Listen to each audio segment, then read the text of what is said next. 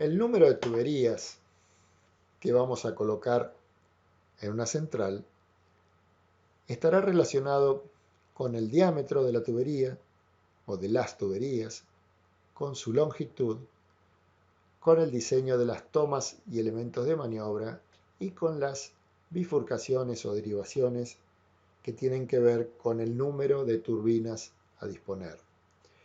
Respecto de la relación del número de tuberías con el diámetro, tendremos casos extremos, como podría ser, por ejemplo, el caso que hemos visto en fotografías de Itaipú. Fíjense que en Itaipú veíamos que hay una obra de toma y una tubería forzada destinada a cada una de las turbinas de la central. Y uno de los aspectos que llama la atención de este caso es que la tubería forzada tiene 10,5 metros de diámetro.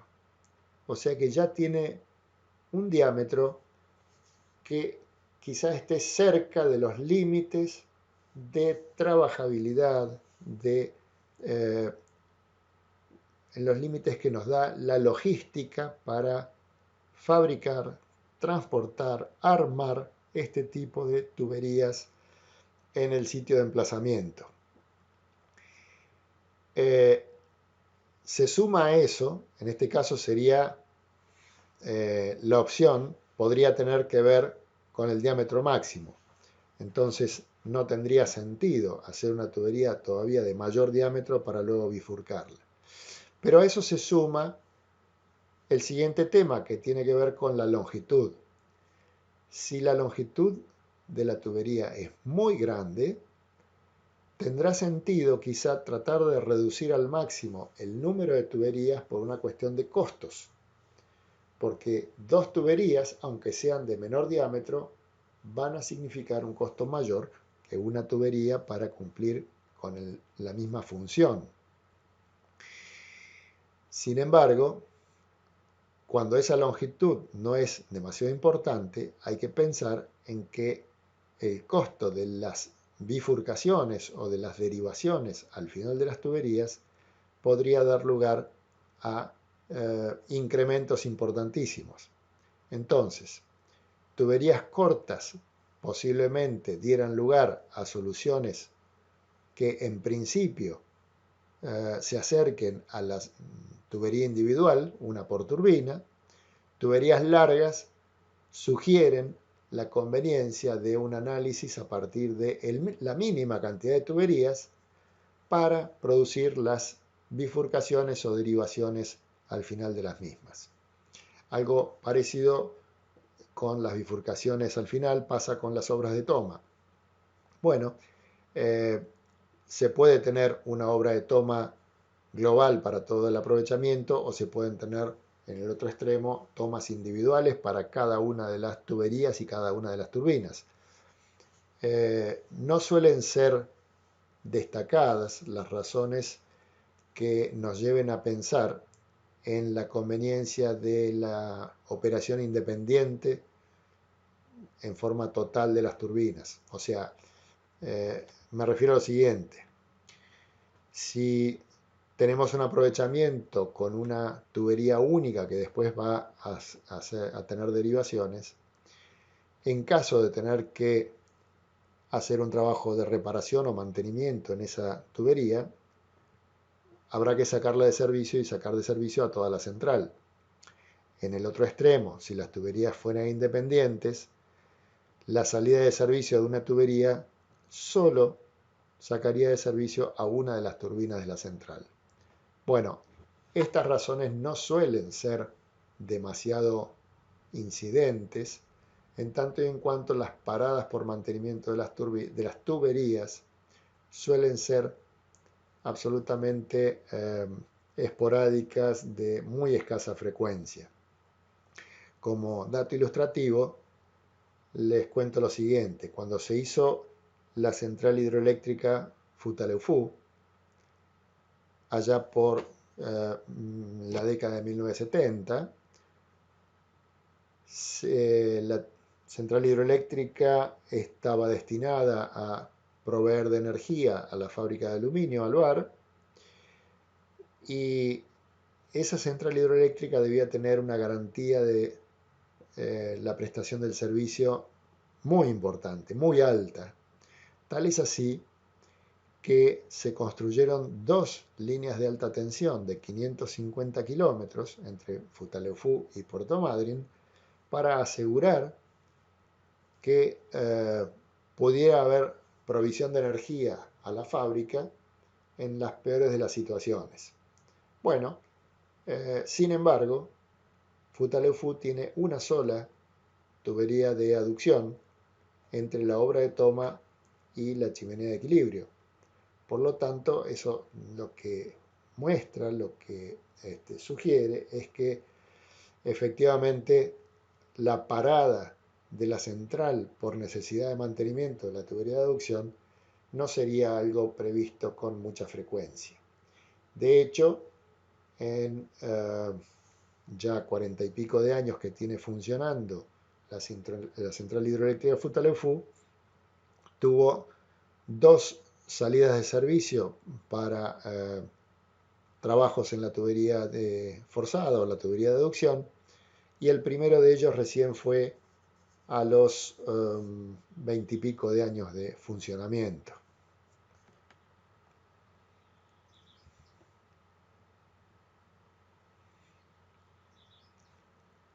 Bien, respecto del dimensionamiento de la tubería, en primer lugar recordemos algo que vimos en la clase anterior.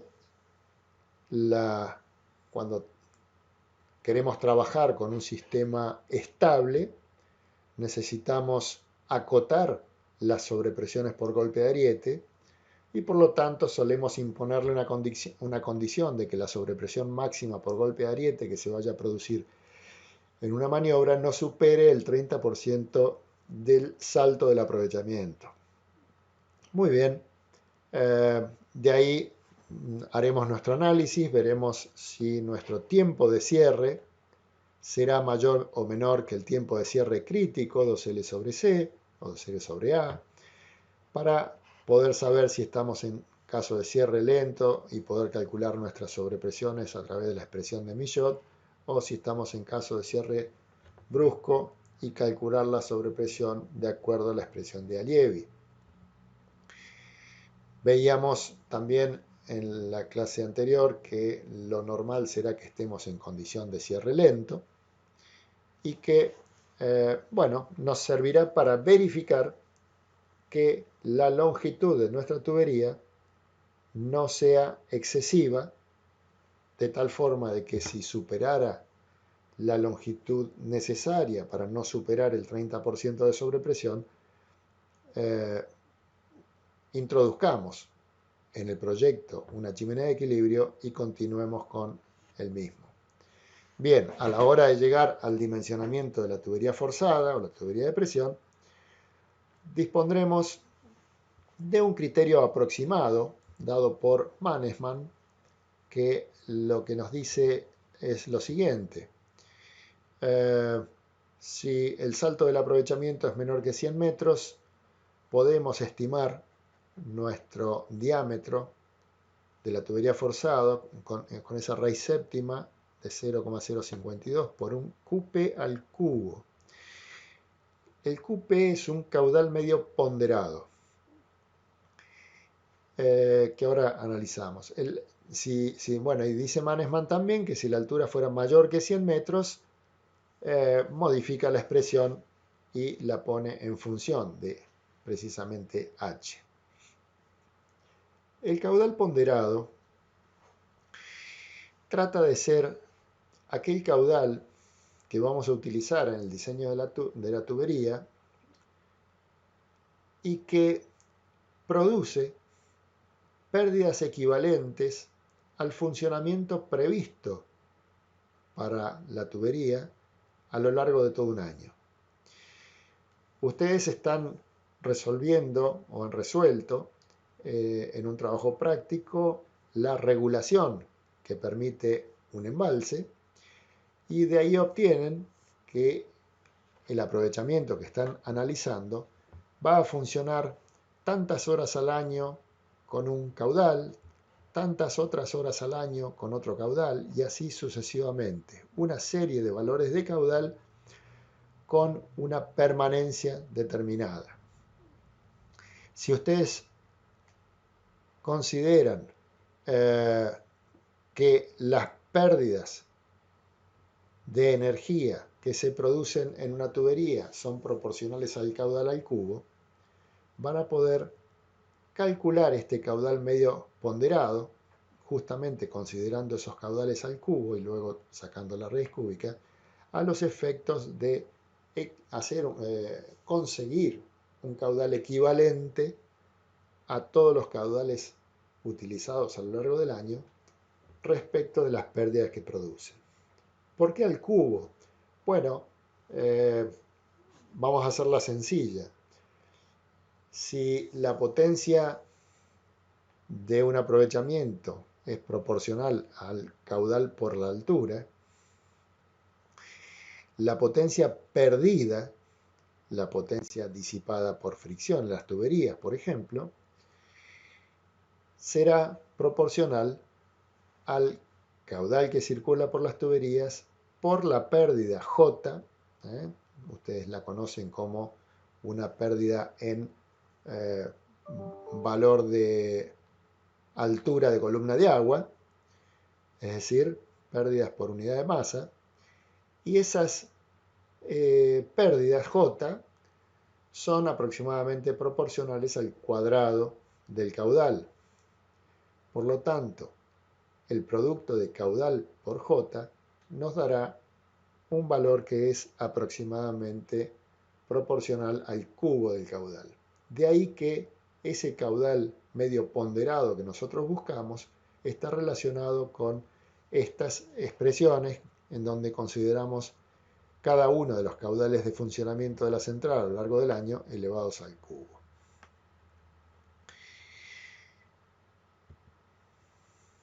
El espesor de las tuberías está dado por la fórmula de Mariotte, espesor igual a presión por diámetro sobre 2 sigma, es el espesor que corresponde a una repartición de tensiones uniforme en tubos de pared delgada.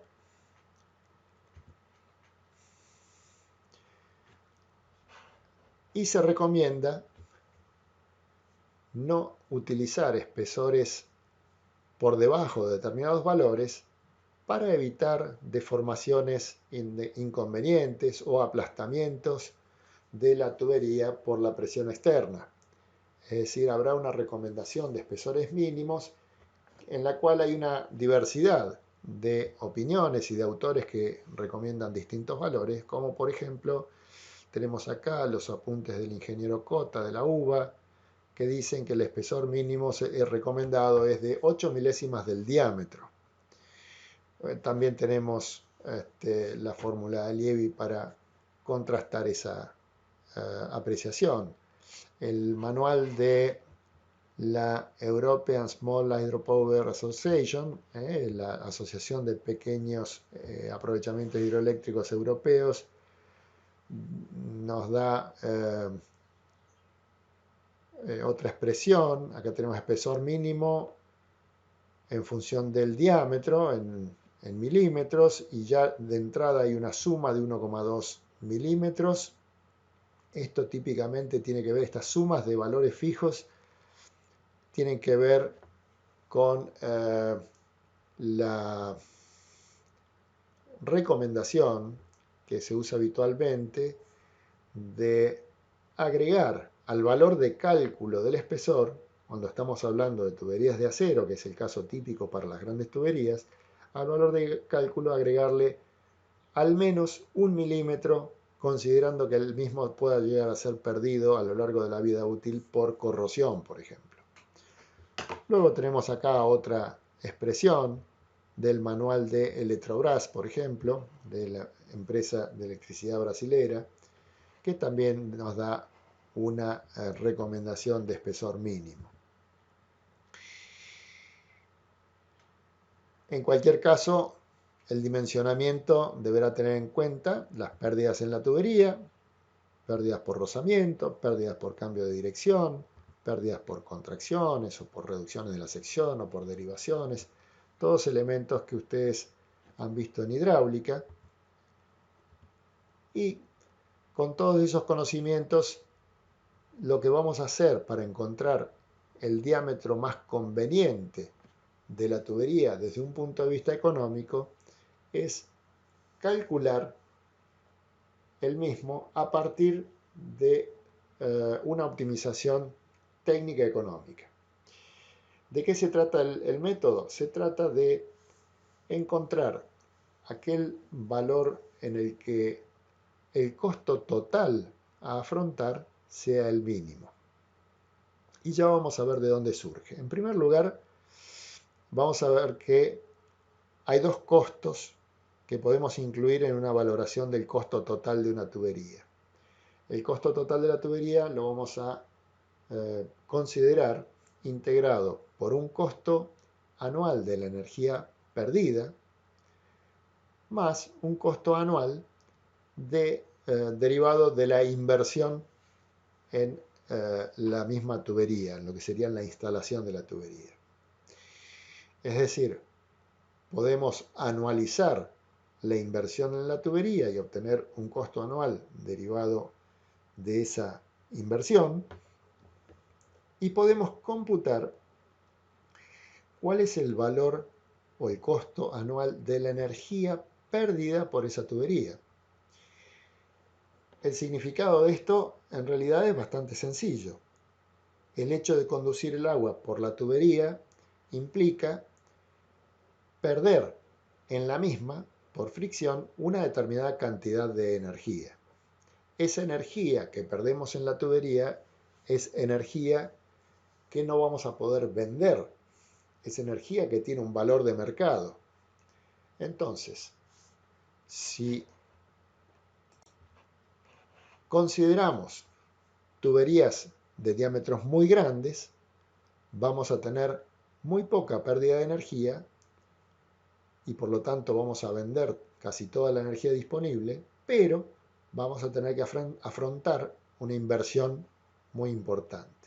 En el extremo opuesto, si reducimos el diámetro de las tuberías, vamos a afrontar una inversión bastante menor, pero vamos a vender mucha menos energía. Este análisis tiene un óptimo que enseguida vamos a ver cómo obtener.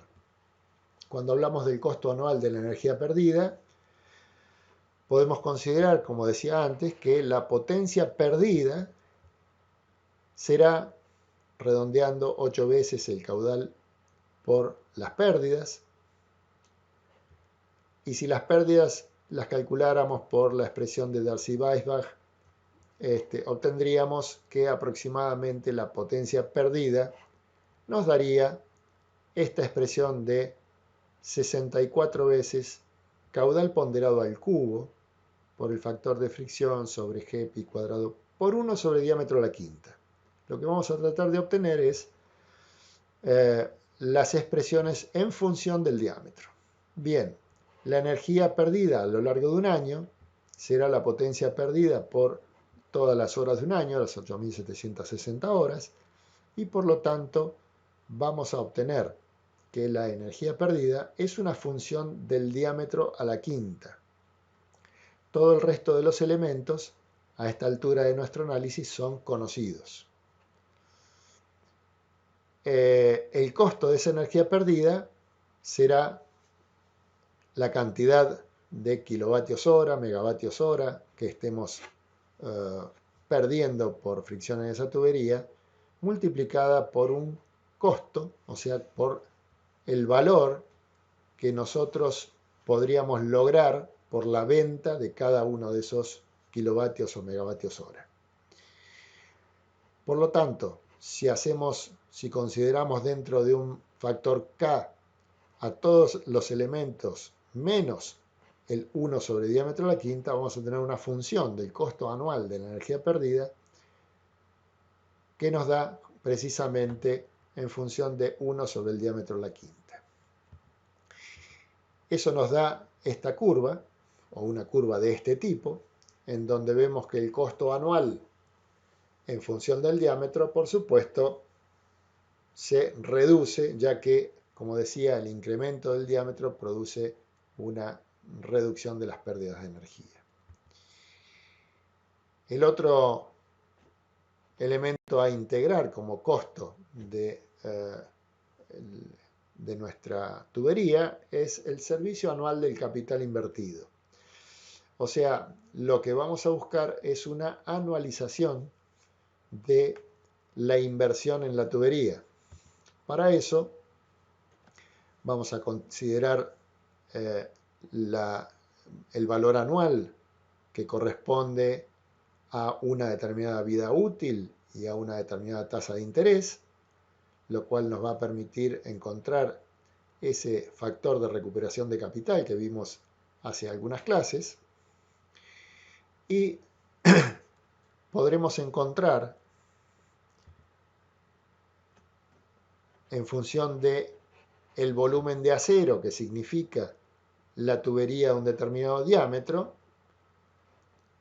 podremos encontrar el volumen de acero multiplicado por su peso específico y por el costo unitario del acero, el costo del kilo de acero, podremos encontrar el valor del servicio anual correspondiente al capital invertido.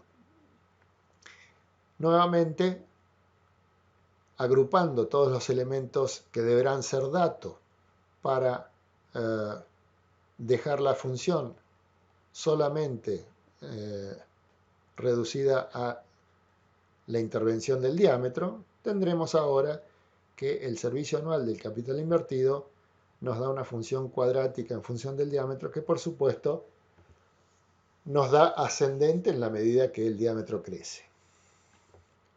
El costo total, entonces, resultará de la suma de estas dos expresiones, y el mínimo nos dará, para aquel caso en que la derivada de la función se anula, lo que nos permite encontrar una función del diámetro económico según la expresión que tenemos abajo. Esto nos da en un diagrama, podríamos ponerlo de esta forma, en donde tenemos las dos funciones que vimos inicialmente y la función suma que pasa por un mínimo. Bueno, esto fácilmente con todos los datos ustedes pueden integrarlo a una planilla Excel, por ejemplo, y encontrar el diámetro mínimo. Lo que suele hacerse es lo siguiente. ¿De dónde sacó Mannesmann sus expresiones? En realidad, la expresión de Mannesmann corresponde a una época en que las herramientas de cálculo no eran las que disponemos hoy. Mannesmann no tenía computadora y, por lo tanto, con los datos que tenía Mannesmann cuando hizo su estudio, obtuvo esas expresiones que hoy utilizamos como una simple aproximación. Entonces, lo que solemos hacer es calcular el diámetro económico de acuerdo a las expresiones de Mannesmann y luego, a partir de esa referencia de diámetro, considerar algunos valores menores y algunos valores mayores que ese diámetro, trazar las funciones de costo según los datos que efectivamente tendremos que disponer y obtener la función suma para encontrar el mínimo de esa función y, por lo tanto, a ese mínimo le va a corresponder un diámetro al que vamos a denominar diámetro económico. ¿Ese será el diámetro de nuestra tubería? Bueno, en principio consideremos que sí. ¿Qué vamos a tener que hacer? Por supuesto, habrá que ponerse en contacto con la metalúrgica que podrá llegar a fabricar esa tubería, ver qué espesores de chapa son los que va a trabajar. Bueno, a ese diámetro decíamos que vamos a tener que sumarle al menos 1 milímetro para prever los fenómenos de corrosión.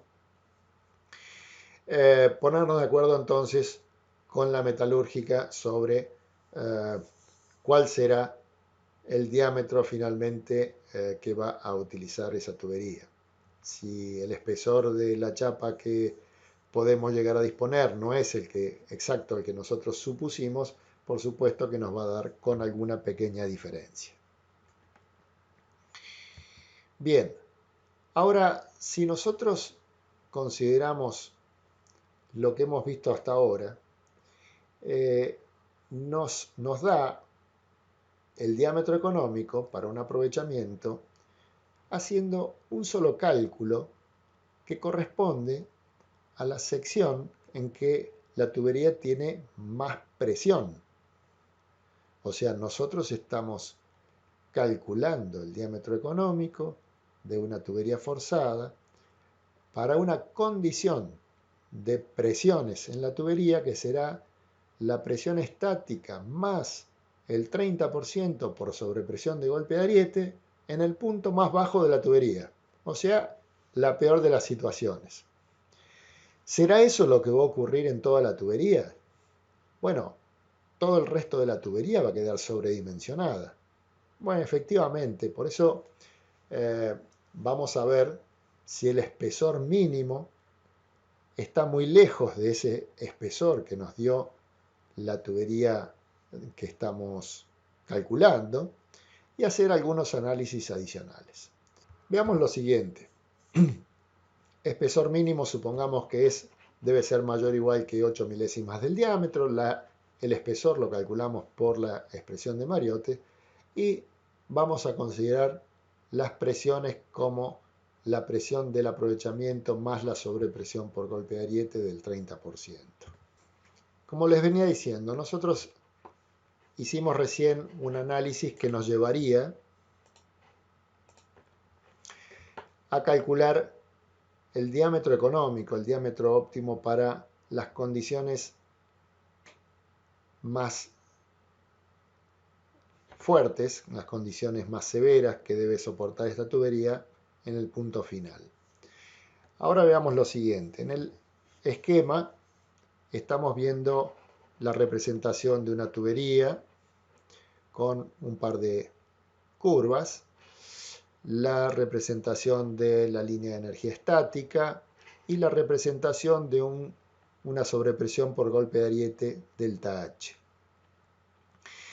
En primer lugar, una advertencia. Este tipo de gráficos son gráficos muy sencillos y muy cómodos, pero quiero que tengan en cuenta que tienen un defecto. Si ustedes analizan en detalle, con rigor, cómo sería la presión sobre la tubería, van a encontrar que acá hay algún problema. ¿A qué me refiero? Sobre el eje de la tubería nosotros podemos medir la presión existente hasta la línea de la sobrepresión por golpe de ariete. Sin embargo, esta variación lineal de la sobrepresión me diría que en el tramo que tengo determinada pendiente, la distribución tiene una forma y en el tramo que tengo otra pendiente tiene otra forma. ¿Por qué? Porque la distribución lineal sería válida si el tramo horizontal que representa cada tramo representara la longitud real del mismo. Y en realidad está representando la proyección. Si yo quisiera hacer este gráfico con rigor, tendría que colocar en horizontal una longitud que representara la longitud real hasta G, o sea, proyectar el punto G a partir de el inicio, me daría una longitud algo mayor, y a partir de ese punto G todavía poner la longitud real hasta el punto M, y recién ahí tener el valor de delta H. Y la distribución lineal me estaría dando levemente diferente de lo que me está dando en este diagrama. Nosotros, partiendo del espesor mínimo, podemos calcular cuánta presión aguantaría la tubería que me da ese espesor. Vamos a trabajar con diámetro constante y espesor mínimo. Bien, Resulta que al diámetro económico que calculamos, el espesor mínimo lo podría, yo calculo qué presión soporta, fíjense, más allá del espesor de la tubería real que calculamos.